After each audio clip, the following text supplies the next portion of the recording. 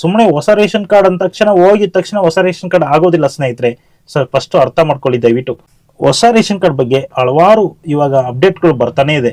ಹೊಸ ration card ಬಂದ್ಬಿಟ್ಟು ಅಷ್ಟು ಬೇಗನೆ ನಿಮಗೆ ಸಿಂಪಲ್ ಆಗಿ ಈಸಿಯಾಗಿ ಸಿಗುವಂತ ಒಂದು ವಿಷಯ ಅಲ್ಲ.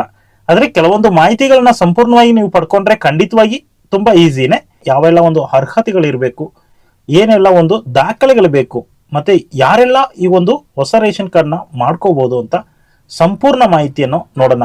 ನಾರ್ಮಲ್ ಆಗಿ APL ಕಾರ್ಡ್ ನ ಎಲ್ಲರೂ ಮಾಡ್ಕೋಬಹುದು, ಆದ್ರೆ BPL ಕಾರ್ಡ್ ಮಾಡ್ಲಿಕ್ಕೆ ತುಂಬಾ ಕಷ್ಟ ಇದೆ ಸ್ನೇಹಿತರೆ. ನೀವು 2-3 ವರ್ಷಗಳಿಂದ ಹೊಸ ರೇಷನ್ ಕಾರ್ಡ್ಗೆ ಅರ್ಜಿ ಹಾಕಿ ವೇಟ್ ಮಾಡ್ತಾ ಇರ್ಬೋದು.